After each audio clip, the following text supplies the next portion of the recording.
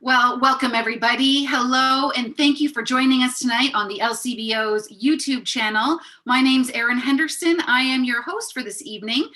We are going to be talking about spring fresh wines, and it's going to be a great 30 or 40 minutes, and we certainly hope that you'll get involved. As I said, my name's Erin Henderson. I am the founder and the chief sommelier of the Wine Sisters, and tonight I'll be joined by my colleague, sommelier Christopher Seeley, the wine director from Aloe Food Group. Christopher, how are you tonight? I'm fine. Thank you very much for that introduction. My name is Christopher Seeley, wine director for Aloe Food Group, and just recently pivoting in this COVID world with my own platform called Arca Flavors, conversations and guidance in wine. So we all encourage you as you move through this soiree. Please consume and enjoy responsibility.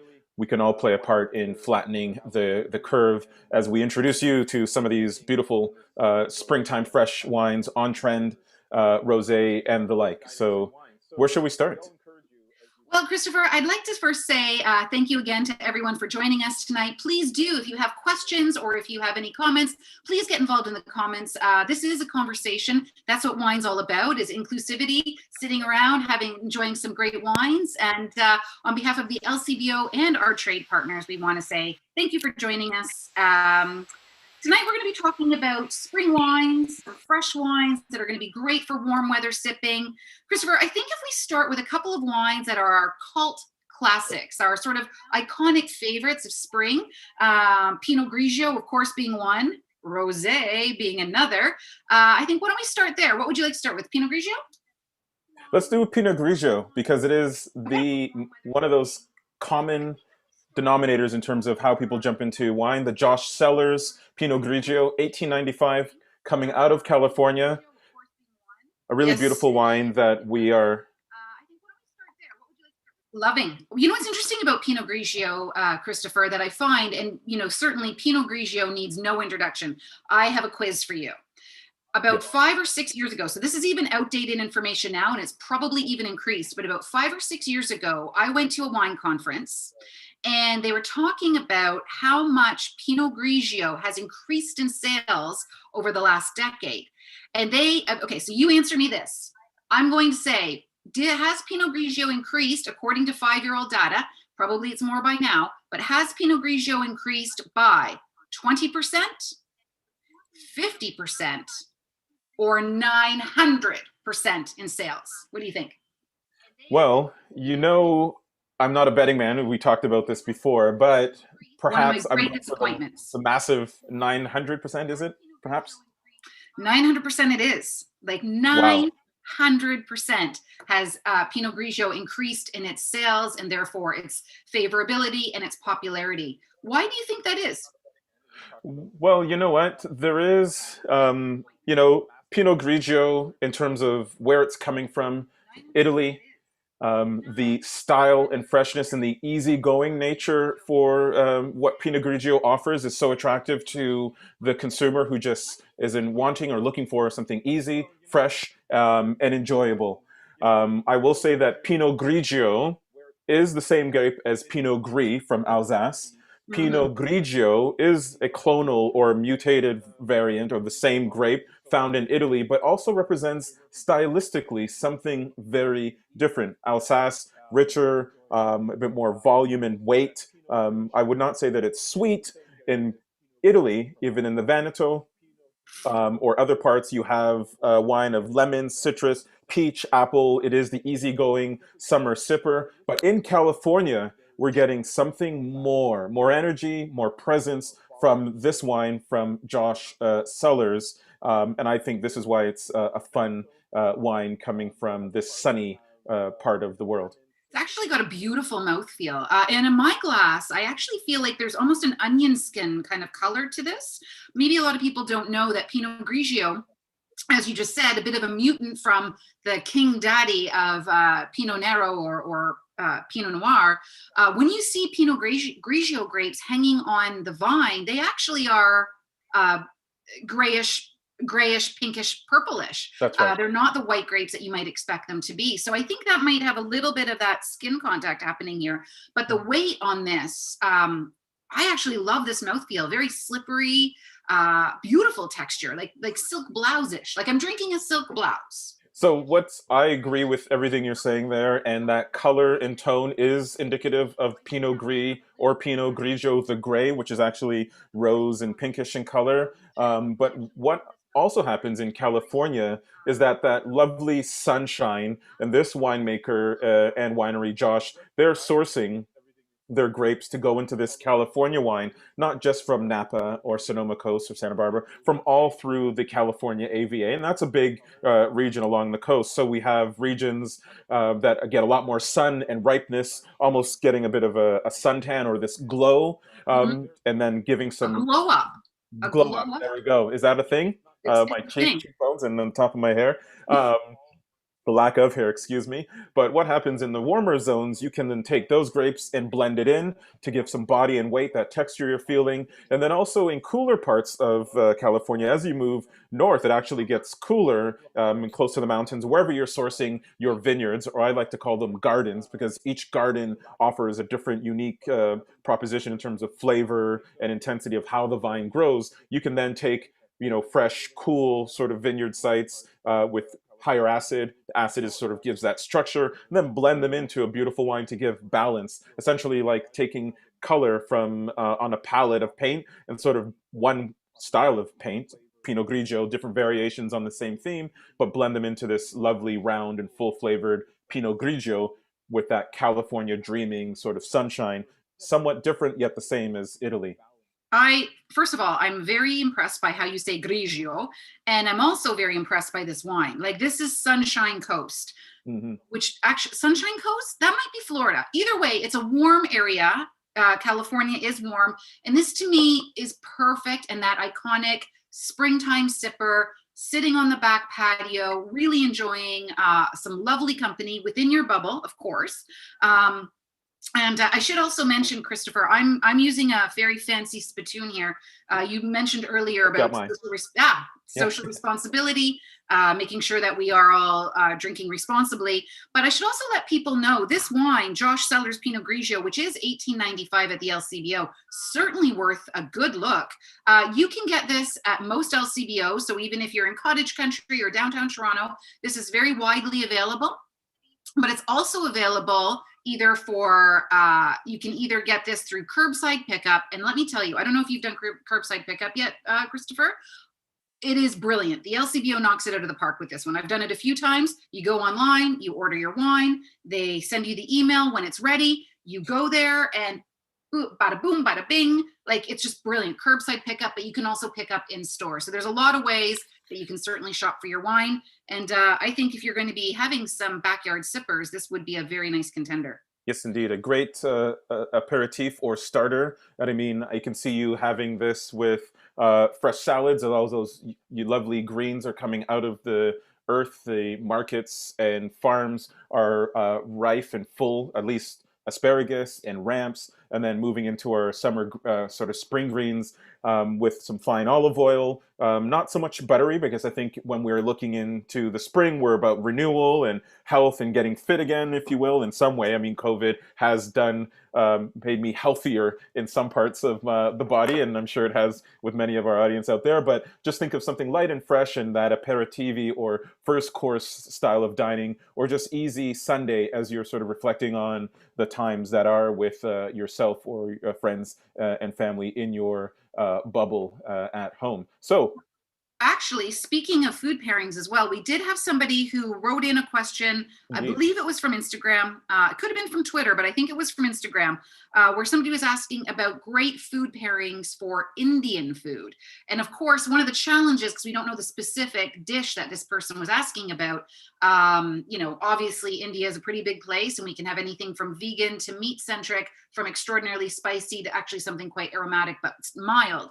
I'm going to assume that it's going to be sort of that takeout Indian style of very, takeout curries and things like that. This may not be a bad companion. I know you said no, you're not necessarily into the butter, but I can see this kind of working with a nice butter chicken, a gently spiced chicken curry, something like that. I think this might be able to work. What do you think?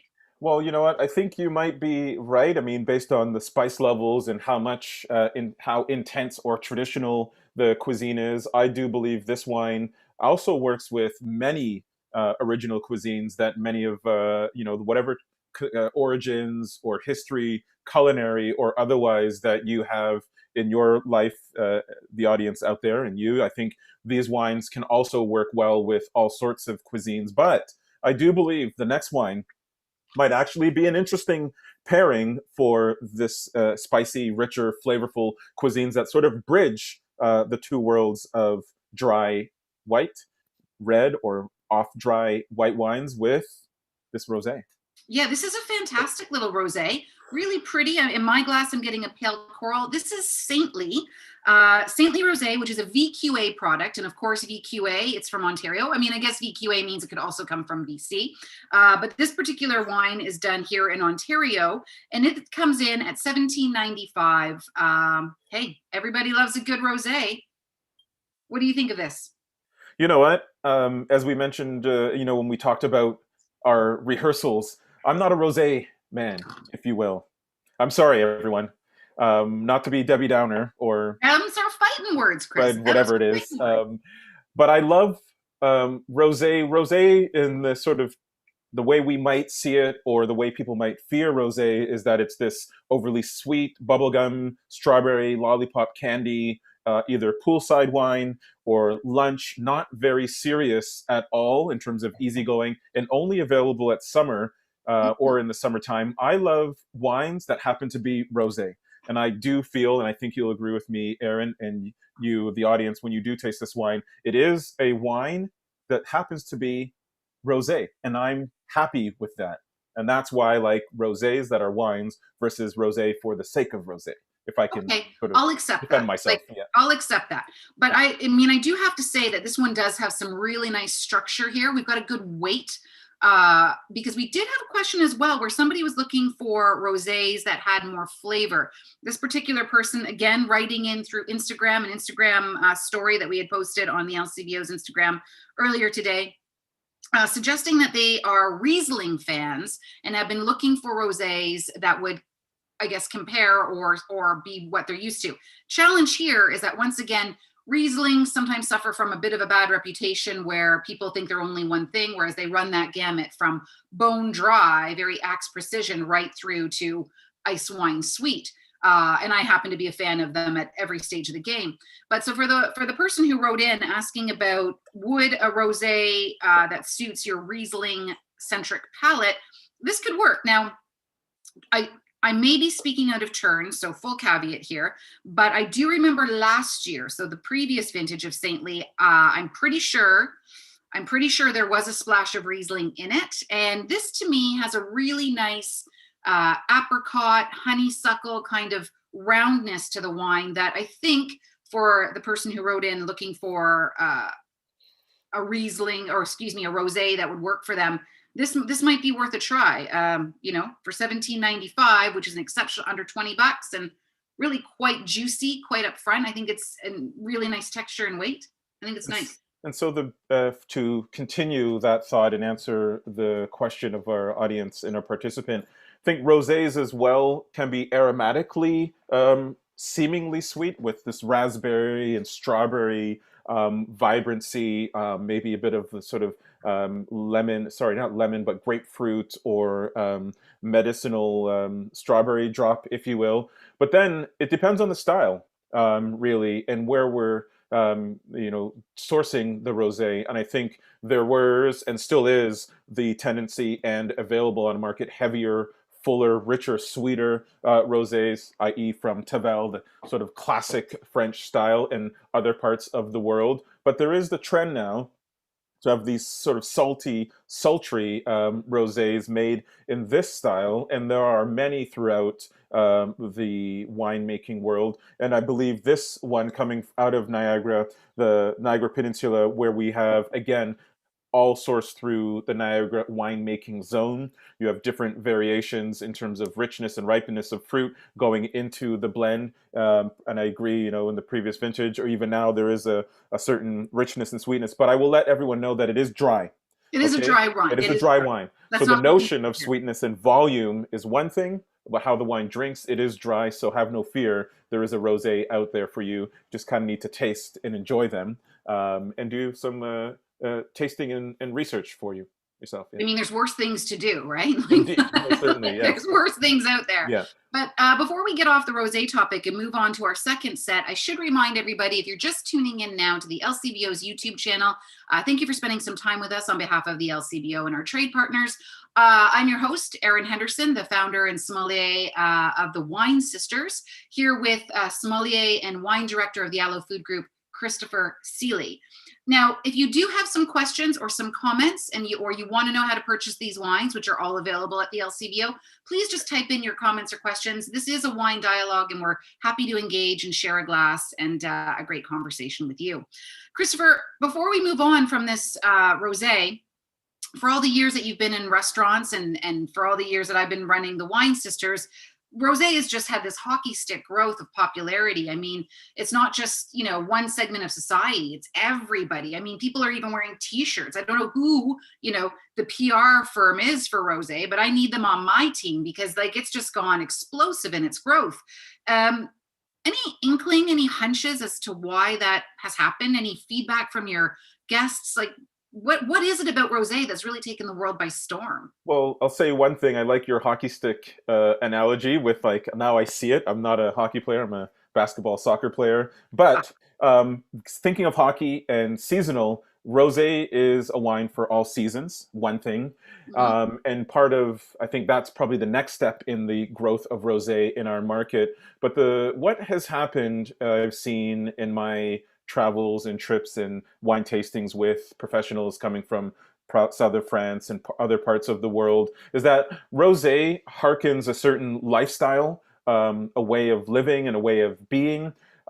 We are, I believe, currently in this Provençal style of wine that have been promoted. We see our celebrities like Angelina Jolie and Whispering Angel and other celebrities sort of getting behind their own wine production of Provençal, where you have this lovely salinity and freshness to this wine. It's like the happy go-between with white wine and rosé. You don't know where to go. Well, excuse me, white wine and reds. You don't I know knew what where you to meant. go. You need to sit with a rosé. And I kind of liken it to, it's like hearing that favorite pop song, whether you're an R&B fan, Prince or Janet Jackson Oh, I am a big Prince fan. or Lizzo, or you're listening to your pop music, your top 20, whatever it is, be it Katy Perry or whoever it is, and then it gets remixed into this dance floor anthem. All of a sudden, you're like, oh, Old wait a Time second. Road. Old All Time Time Road. Road. Yeah. Little Nas X, yeah, gets remixed into this dance floor anthem at a wedding or in your backyard. I mean, weddings when we can get back there, but we've all been in that moment where you're like, I know this song, and then it's dancified. Rosé seems to sort of bring everyone in from white world of the red world into this one sort of beautiful party of something different but the same. And I think we talked about sort of fellas and dudes or bros, if you will, men getting into rosé because it's not just a lunch wine.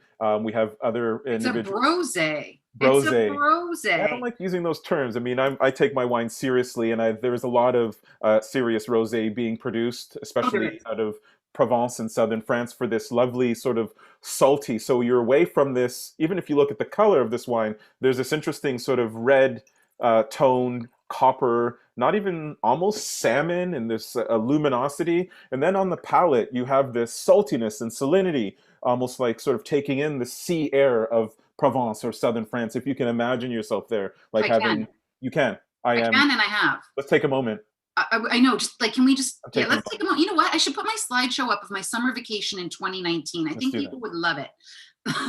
But I have to say that one of the things that I think is, first of all, I loved all of that music stuff. Like, to me, I'm like, okay, so rosé is like the Grease soundtrack at midnight at a wedding, where that just gets everybody on the floor. But when I was in Provence in 2019, not 2020, because you'll never guess what happened in 2020. I had to stay home. Anyway, but there, and fair enough, it's a hot area, but I was also there during a heat wave, but it was so hot. And Christopher, you're fluent in French, much to my, so jealous about that. I took French all through high school. This is the best I can do. Où est le bonhomme? You know, like I'm just terrible. But everybody in Provence looking fabulous, of course. Their big sunnies, their hats, truly is what they're looking like, from the tiny little bistros to the, it's just gorgeous. So they're all sitting around, whether you're having your tuna niçoise or your moulet frite or your, you know, just a simple sandwich or, you know, whatever they're having, and they're having the rosés. And I think they call it dans la piscine. So you order your wine, but the ice cubes are in it, but the ice cubes are other frozen rosés. So it's frozen rosé ice cubes in your rosé, so it doesn't get so hot that it warms up. That's right. So what happens is you're not diluting, and dans la piscine is, you know, direct translation is in the pool. But, you know, when you're thinking about slang, there's like all of these turns of phrases, so that yes, as it's hot and sweltering, that rosé sort of keeps your wine, the rosé cube, as it melts, just becomes rosé and just continues that fun and refreshing enjoyment. I might try that at home, actually. I did. You know, I will try that. You did. Yeah, I never thought about, actually, because in the restaurant, we always have guests who are like, can I throw some ice in here? And I thought, maybe, you know what, we should have some by the glass ice cubes or rosé ice cubes to throw in there, and everyone's happy because you get a little bit more, again, responsibly, but you do get this lovely sort of freshness. And really just rosés are, you know, where I find white wines, when they're too cold, the flavor profile gets muted. It's also very important to sort of drink your wines at the right temperature, take them off the ice, and it's like you meeting the freshness of the wine and the refreshing coolness, and then you warming up. And that often, like flowers, as they sort of open up, you'll start to see more aromatics and flavor profile coming out. So too cold mutes flavors. But the beauty of rosé is that they have this tolerance to be chilled down, whereas red wines, they become metallic and tart and Bitter, really intense, astringent. bitter. We do not want that. But rosés are built for that sort of texture and sorry, being cooled and chilled. I will say as well, in the restaurant, we've done pairings at Aloe where we've used rosés as sparkling midway through the menu and even as our main course pairings. So don't be afraid to sort of buy up or buy into rosés and have them with all sorts of cuisines to see where they sit. I believe you have a question. We do. Jennifer is writing in, and I think this is a nice transition because I don't want to run out of time. We have four more wines to get through, and we want to get through the next two blocks. But Jennifer has said that rosé costs a bit less to produce. I would suggest that's not true, depending on how the rosé is made. There's about four different ways you can make rosé, and just like Jennifer, just like any wines, you can make them as inexpensively as you want or as fine as you want. And you'll start seeing, like with Chris's examples of things like certain wines, certain rosés that are coming out of Provence, people are putting a lot of care and effort. And so I don't think that that's actually true at all. And similarly, that climate change, that we have more warm weather now, has made it more popular. That's a good enough argument as any, I would think. Yeah, I would agree. I mean, to Summer concur water. with what Erin's saying is, yes, there are some rosés. Yes, there are ways to make more approachable, easygoing rosés that can get to market at affordable prices.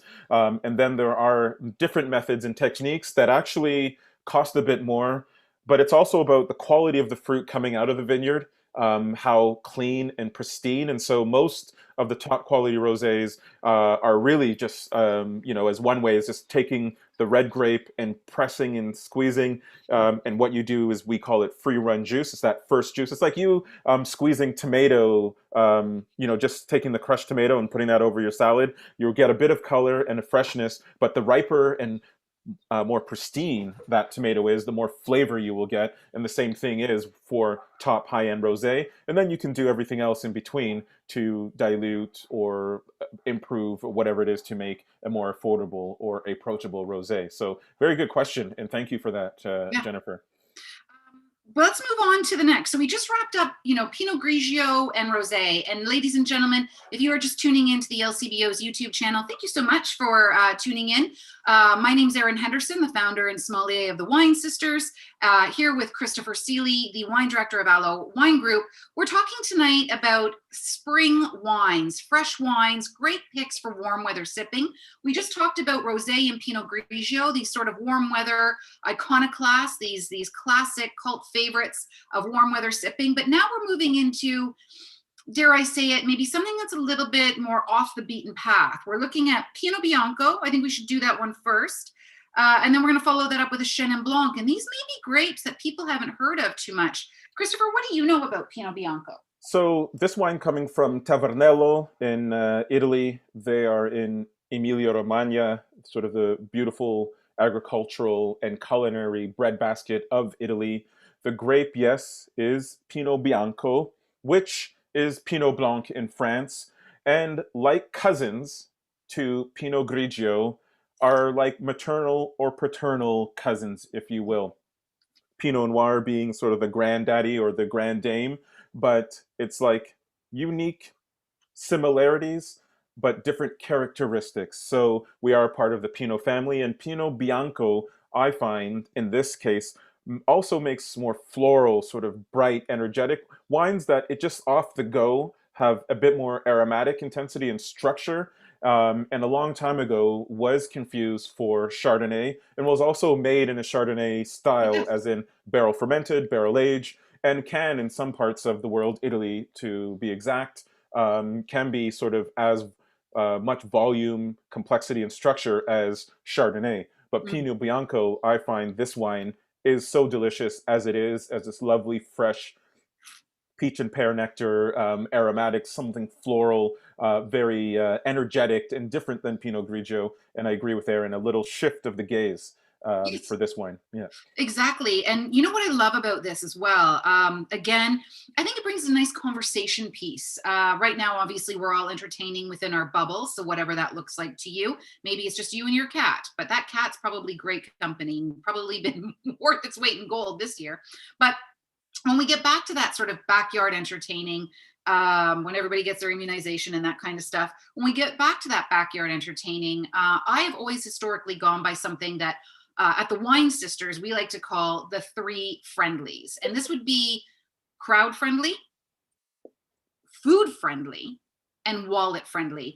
And this Tavernello, I don't say it half as sexily. Is that even a word, Christopher? I see. it is a word today. It's a word. Okay. It's enjoying the French language as I have. It makes everything else easier. It's just like, hey, Tavernello, hey, pizza, hey, yeah, Emilia Romagna. Oh, come on. I don't have quite the same flair that you do, but I'm going to imagine yourself there. Give me a couple more glasses. Yeah. Yeah. So we should say that this is available for $9 in the LCBO. And I love when you can find those little treasure troves, those bargain hunts. I think any good sommelier will know that if you really want to find some really nice treasures, you typically go to those off the beaten path wines. So maybe from regions that are not quite as famous as some of their big brothers. Maybe you go to grapes that haven't yet hit that fashionable stride yet, but then you can find some real gems. And for me as well, I should remind everyone before I carry on, if you are just tuning in, you can get these wines at all the LCBOs, of course, but also they're available for, you can call ahead and get them pick up in store, or you can get curbside delivery. And earlier I waxed poetic about how much I love curbside delivery and how much LCBO is nailing it. So I won't go into that rabbit hole again, but I do love curbside delivery. But what I love about this, so not only do we have the wallet friendly, $9, hello, we have the food friendly, like this mouth watering acidity.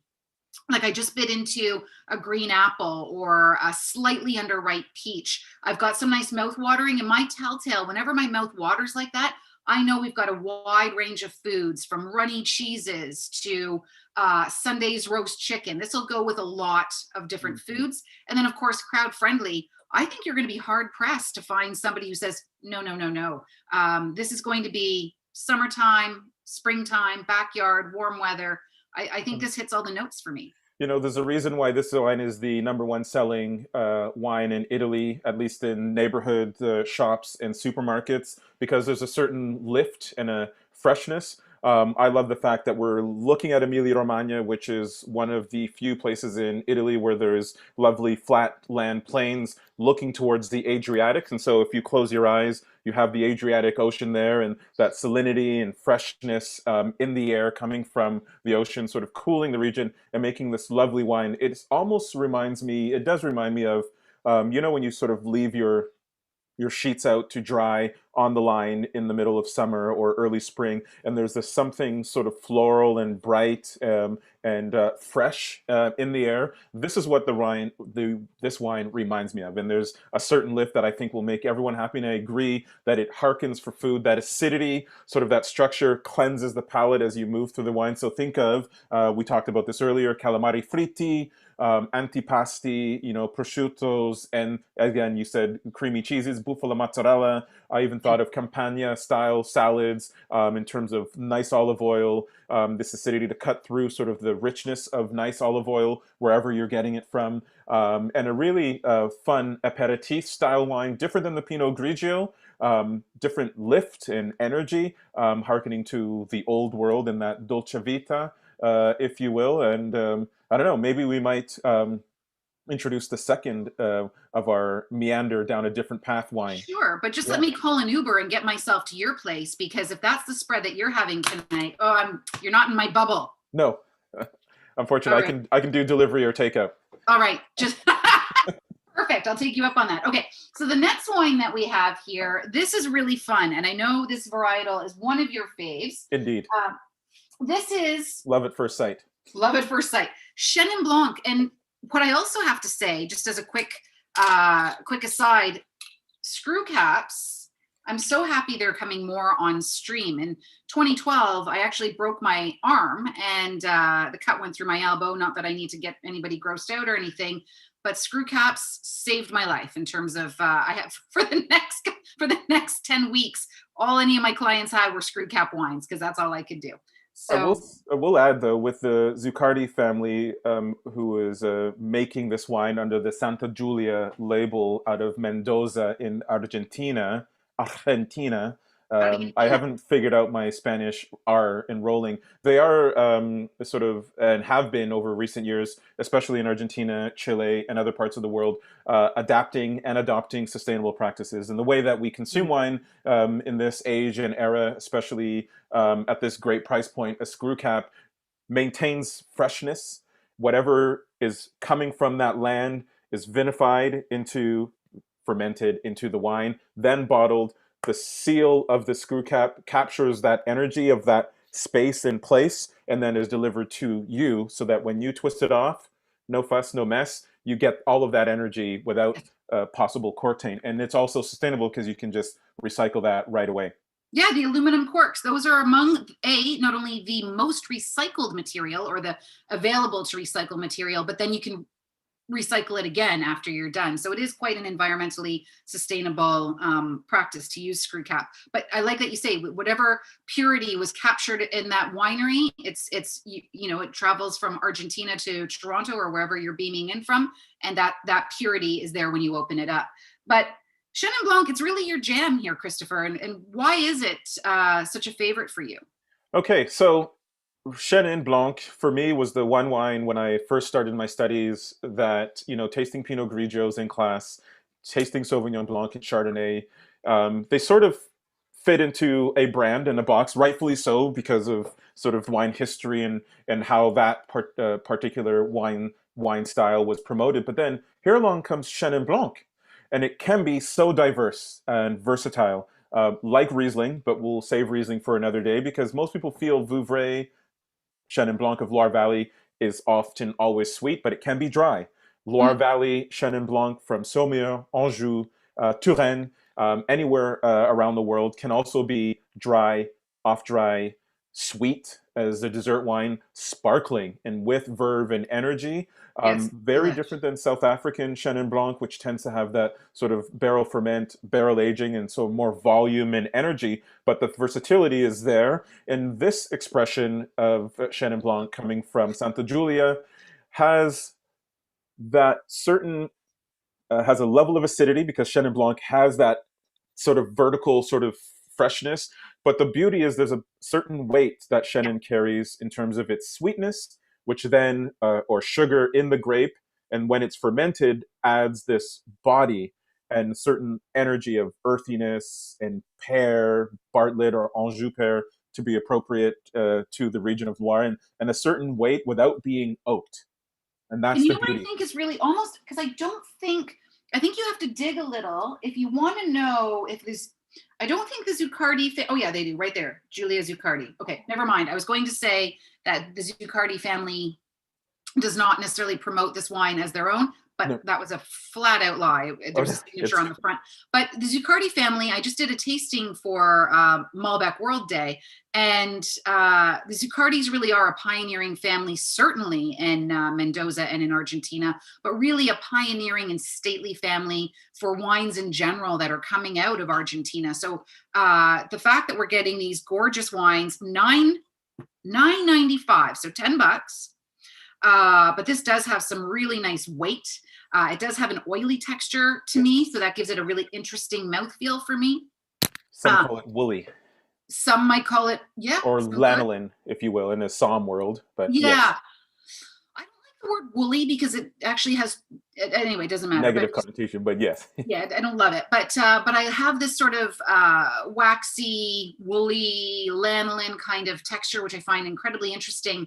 And the solace of knowing that it's coming from one of the best winemaking families in Argentina. I mean, and just a terrific steal at $10, really. Yes, and this is why Chenin is so versatile that it speaks, and when it's made and into a wine in the right hands, it still remains typical or typicity. It still feels Chenin. So you can taste Loire Valley, you can taste South Africa, and you'll still feel that sort of energy that is Chenin Blanc. It's unmistakable, but has a certain sort of presence that I think is great for the price, and also makes it versatile at the dinner table. So this is one of those things where some of these wines that you and I love as sommeliers that take us off the beaten path that we're searching for aren't necessarily always wines that we are just going to sit and watch Netflix or a show, but they're also wines that are complex enough to ask questions at the table Yeah. in terms of working with food, pairings, etc. Whether it be fish dishes, whether it be pastas, more complex preparations of veal or chicken, whatever it is that you may be having at home. Mushrooms is a great sort of, there's a great synergy with Chenin Blanc and mushrooms. Anything earthy is fantastic. Well, I think that this is actually a really great question coming from FAE Chanel, but I'm going to say Chanel. I love Yes, it. it's a bit Chanel. more. Pers- I hope related to cocoa. But when I like this is a great question. When opening wine, do you need to let the bottle rest? And this is, I think we can extrapolate. Would you open the white wine and decant it? And I have to tell you, Christopher, for myself, I'm a huge fan of decanting, reds or whites. I'm a big fan of decanting wine. If in fact I'm going to be having that bottle all in one sitting, as opposed to just having the glass and then needing to store the wine away. I feel for me personally, unless we're talking about a really old, delicate wine, but very rarely are any of us having those. But when we're talking about these wines that have a certain amount of robustness, decanting will never hurt it That's true. and will only improve it. Yes. So you can get beautiful white wine decanters that have pointed bottoms and then sit in their own ice bucket. But yeah, I'm a fan of that. Big fan. I also agree with making sure that you're not having the wine too cold, and decanting doesn't actually accelerate the warming of the wine as fast as one might think. Okay. It's also enough to just have the wine in glass and to enjoy it slowly. Mhm. However good the wine is, maybe have another bottle, which you can find at any of your LCBOs. But again, drink responsibly. But at the same time, decanting also sort of allows for a harmony with the wine, with the environment. Okay, so whatever vibrations, I don't want to get all mystical and spiritual, but I Do it. will. I Do it. will because I will because I think about wines that way. It takes us further down the road, especially in these times. But I do believe that decanting the wine and letting it sit in the environment that you are going to enjoy, because it was once and still is a living, breathing thing. That yes, any wine, especially when they're young, will benefit from just opening up, just being allowed to sort of be in the space, and then you have it. The wine will change. If you want to try it for yourself, yes, from Peggy, should you decant rosés? I think all wines are worthy of a decant. What you can do for yourself as a little trial is to put some in your glass as you're cooking or preparing your next meal, put some in the decanter, maybe a third, and then leave the rest in the bottle. And then have a separate glass that you are using as your sampler, and then taste over the time that it takes you to cook before you sit down, as you're sitting and eating. See how the wine shifts and changes from bottle to decanter to the glass in front of you. And therefore, you will make the discovery for what works with you. Really, in the end, there's no right or wrong. Just try it out. It's so dependent, and I think people and Monsieur Chanel or Or Mademoiselle Chanel, Mademoiselle. Yeah. Mademoiselle, we will get to that decanting time. I say like an hour, like Christopher just said. Decant it, start preparing your dinner. It takes on average an hour or so if you're making your basic family dinner, or at least it does at my house. And about an hour is fine. There are some wines, and this is where we can get really esoteric and down a rabbit hole, which we don't have time for, nor does anybody want to be bored by. But there's wines that I've opened up the day before and then closed again, but then had them the next day. Really big, tough wines like Barolos and wines that have a lot of tannic structure and a lot of fierceness there. We may choose to open them up in the morning and then not have them until the dinner time. Fierce. But those are rare and exceptional, Yeah. those are rare and exceptional cases. I'd say on average, 9 times out of 10, open the wine, let it decant, pour a nice glass of something while you're making your dinner, throw on some great jazz or Katy Perry, whatever, and then have your dinner and your wines will be ready to go. But Yes. Speaking of which, should Jazzy. we then? Yes. We should up the jazz element, the jazziness and the fierceness with the next wine. Okay, so we talked a little bit. If you're just joining us now, I'm Erin Henderson from the Wine Sisters, here with sommelier Christopher Seeley from the Aloe Food Group. We have now, in our exploration of spring forward wines, we've covered our first 2, the cult favorites of Pinot Grigio and Rosé. We've moved into wines that are perhaps great bargains because they're off the beaten path wines, Chenin Blanc and Pinot Bianco. And now we're moving into the king of celebrations. We're moving into bubbly. And I should tell everyone, if you have experienced any of these wines, they're widely available in store at the LCBO. You can get them through both curbside pickup as well as pickup in store. So great opportunity for you to explore through the spring of some nice warm weather sippers. Christopher, I heard that. Yes, and there was a signal, right? It's like that little subtle note that you hear in the background. So we are now going into the world of traditional method sparkling with Segura Viudas. We are in Spain. Spain. I love Spain. Traveled there many times in my youth. At 1395, a beautiful wine made in a traditional method, meaning traditional method is the way that champagnes are made, but not from Champagne.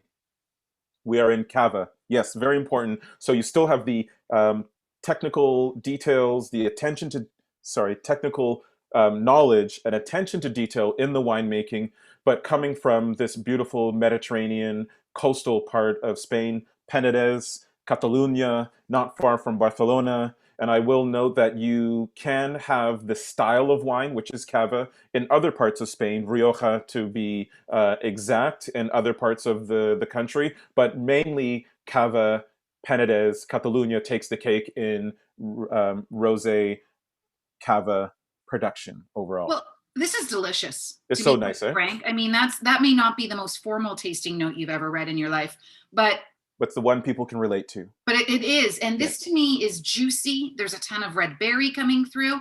And let me be honest, like in the wine school that I teach or when I'm working with clients, and I'm sure the same is with you, Christopher, we all grew up in different homes. Perhaps we grew up in different countries. We all have different flavor and aromatic memories. We've all been walking down the street and like, oh, that reminds me of baking with my grandma, when I was 5 years old. But the people around you will never know because they were clearly also not baking with your grandma. That's your own private aromatic or taste memory.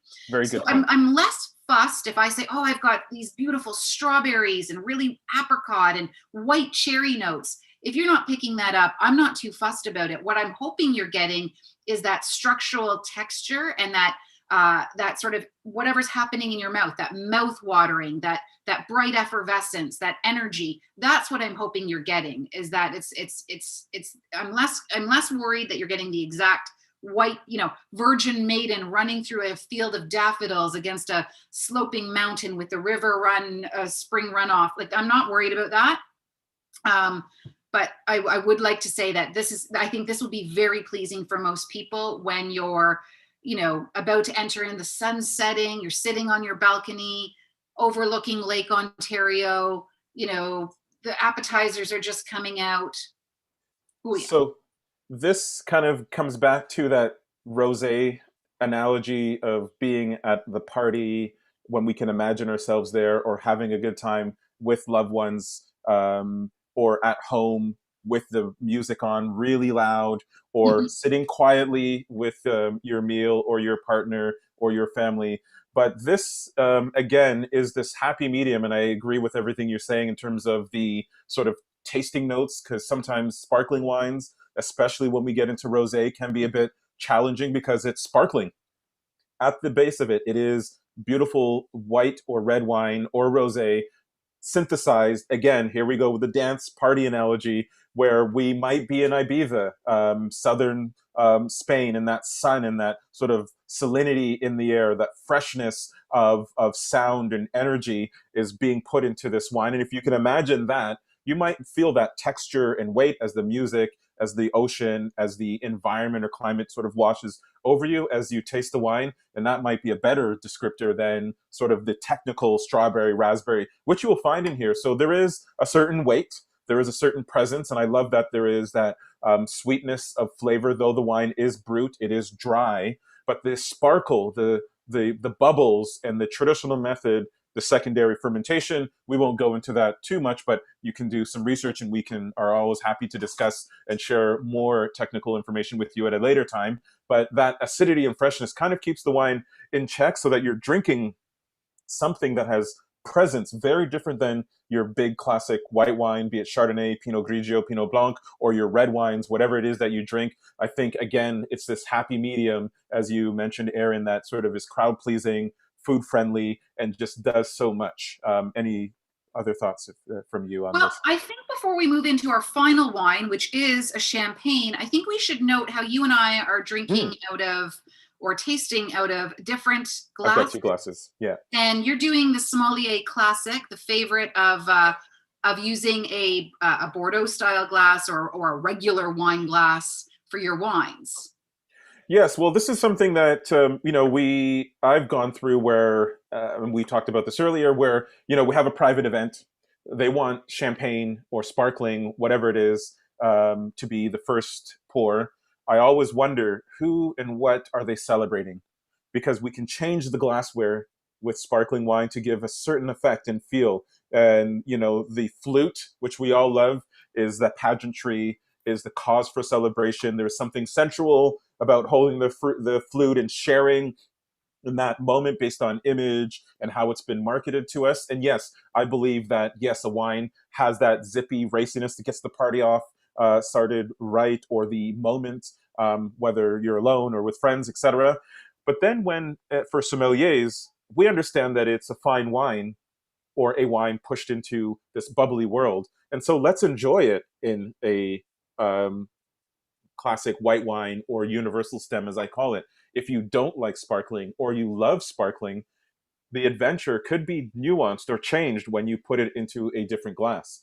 Like listening to music, I'm using my earbuds at the gym or whatever it is, or I might have my full stereophonic headphones while I'm listening to jazz, or I might have the hi-fi speakers on when I'm rocking out at home cooking. The same thing can be done when you change the glassware for the same music, or the same wine will be a different experience, and just have fun with it. Yes, I think so. But speaking of fun, shall we show people? Yes, indeed. Please, if you can do us the honors. Am I going to? I'll do it. Well, I'll do it. Okay. We talked about this. Yeah. We're moving to the I, champagne. yeah, we are moving now into, this is going to be the highest end of what we're trying at $45.95. This is the GH Martel Champagne Victoire Brut Rosé. Yes, $45.95 is the most expensive of the lot, but I think for a champagne, it's an incredible steal. Before we get into the details, we do want to show you how, now it always makes me nervous. I never open up champagnes or sparkling wines on live TV. Yes. Or on YouTube's, because if there's ever going to be a time when something goes wrong, this is going to be it. I remember opening up I'm an instructor as well at George Brown College, and I remember opening up a champagne for the class, and the poor student right in front of me, who was the most diligent, hardworking, earnest student, sprayed all over him. I just felt terrible. But if you're at home, you could just use a Lido or towel as you've got. I've got a towel. And what we're going to show you is if everybody can see this, I don't know if you can. Let me see if I can tilt my computer down a little bit. This tab. Have you got your tab ready to go, Christopher? Yep. Let's do it together. Okay. So always 6 turns, no matter if it's cava, prosecco, champagne. 1, 2, 3, 4, 5, 6. 6. Always 6 turns. That way you know that you're not going to start screwing it up again. Keep your thumb on it and point the cork away from anyone. You're not even your worst enemy. You just want to keep it away and away from windows. You can easily loosen the cage. If you're unsure, you can keep the cage on or not. And just twist from the bottom. Yes, you use the gravitational energy, the G-force of the bottle, instead of trying to wrestle the cork, and just give it a little slow turn, just kind of like picking up your newborn or your firstborn. Just tight. Give it a little gentle, There we and go. listen for the lovely whisper. Oh, mine was a bang. That's all good. You know, it's all about celebration. I feel like Lewis Hamilton winning the next F1, where I'm shaking it all over the place. Well, no, we're not going to do that. But well, I have to tell you, you did it correctly, obviously, Mr. Wine Director from Aloe. Oh my God! But I've never been able. They say that you want the cork to come out just like Christopher did. It should sound like the sigh of a contented woman. But I suspect I'm not a contented woman, nor have I ever met a contented woman, and therefore I have no idea what that sigh sounds like, so I always do it with a bang. You probably heard that from a man. Which needs to change altogether in some regards. And so we'll do the gentle pour, which is always a tricky thing, and we talked about based on, you know, how strong your wrists are, how big your hands is. We just give that little... And straight down, not like a beer. Straight down gently into the glass. Where you start to see the crest of the foam. And I'm going to pour myself a full glass to show you guys when we're pouring into a flute. When we're pouring into a flute, we go about 3/4, 2/3 of the way up the glass. So this is a big girl pour for me, but don't worry. I do encourage drinking socially, responsibly, but I want to show you, just so you know, proper service. You do pour fuller into your flute than you would into a regular wine, into a wine glass, where you only pour to where the glass gets the widest. And a little trick is typically on service or even for friends, because you want to enjoy the aromatics and the bubbles and have enough wine in there to cheers, but not too little, not to have enough. 2 or 3 ounces is the ideal pour, so that you can control the foam, because several different wines have a different fizz to them. So 2 or 3 ounces is always enough. And you know what? When I use a white wine stem, there's always a bit more room in terms of not making the mistake of foaming. But again, you know what? If it's spurts all over the place, it is part of the celebration and the beauty of enjoying the wine. So this is, from Martel. This is their Victoire. This is different color, deeper and richer in tone. We've got Pinot Noir, some Chardonnay, and another way of making rosé champagne from champagne is you are allowed to blend in a touch of appellation red wine, just to give a touch of color and texture. And I believe we had a question from one of our audience members on Instagram about why rosé sparkling is typically more expensive, particularly Veuve Clicquot. if I remember. Right, right. Yes, I think they were using Veuve Clicquot as an example, yes, but the Veuve yeah, Clicquot rosé. why do we find rosés in Champagne more expensive than, let's say, your Blanc de Blanc or your white sparkling wines, your white champagnes? And that often comes down quite simply to the effort that is put into those wines, in terms of how much extra production you need to go into making those wines. Sometimes even the grapes and the way that they're farmed. Pinot Noir can be a bit more of a difficult grape to manage than, let's say, a Chardonnay or even a Pinot Meunier, which are the other grapes of Champagne, main grapes of Champagne. So whenever you're seeing something that has a higher price point, it's because it reflects the work that goes into it. And similarly, Chris, as you were saying before, the supply and demand of pink wine, pink champagne, it's not quite as plentiful as the whites. It's not always part of the classic production of making champagne, especially rosé, where it's generally limited and therefore a higher price point attached to it.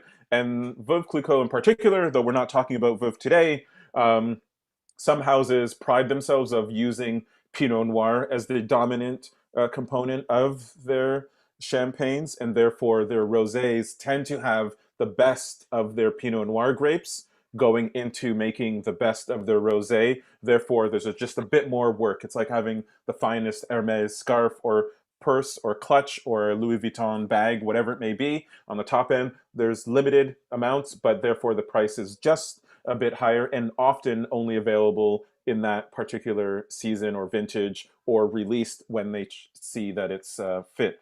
Really beautiful, interesting wine because there's a certain weight and depth. Far richer, I think. And I mean, Most I love certainly. them both. The cava was bright and juicy. This one has a nice, as you were saying, a nice depth, a nice weight. There's a richness here that I really enjoy. This could even be a sparkling to go with your prime rib, and what you wouldn't normally associate having sparkling wines go with. This could very easily go with that filet mignon, that prime rib. It also has the bubbles and that acidity to cut through the richness Mhm. of that richer prime rib. Filet mignon, of course, being a bit more lean, but let's just go with the theme of what I'm You talking know, about. I totally get you.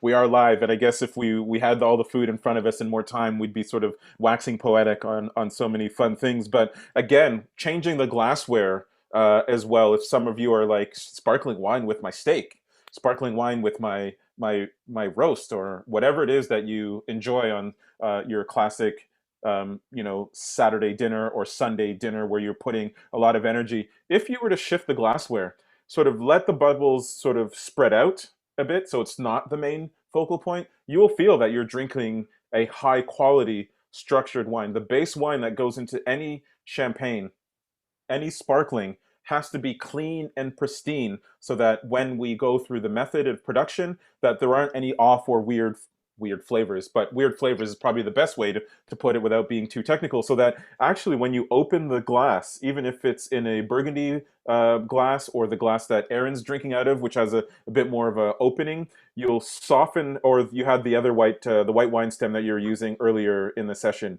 Yeah, if you have a flute or even a smaller glass, try it out for yourself. Just give it a bit more room to breathe, and you'll notice that the wine starts to drink like a red wine or a white wine. I have a lot. I mean, I don't want to brag, but I have a lot of different glasses Well, because then, I do pray start to play tell. around. I didn't want to bring out all of them, obviously, because that would be ridiculous, and I don't like being ridiculous in front of people I don't know. But yeah, it's fun when you start to play around a little bit, and it's not just fun for if you want to wine nerd it out. If we want to talk about it on the most basic of levels, it makes for an interesting table setting as well. Just to Indeed. make some conversation pieces, because I think as we wind this down, because I think we are definitely over time. That's what wine is that it's an inclusive experience to sit around with the people you like the most, hopefully, have some great food, have some great wine, have some great conversation. Once again, we do want to reiterate that you please enjoy responsibly, both for the current climate of COVID, stay within your bubble, but also, of course, in terms of designated drivers and responsible drinking. We would very much appreciate that. Christopher, before we wind it down, can we ask where we can find you if people want to hang out with you online? Hey, you know what? It's always about health and wellness. And I think that's what I think we've offered a bit of in this session, partnering with the LCBO and the brand partners and bringing you these springtime fresh sippers, new flavors, classics, and something new. But you can find me at christopherseeley.ca.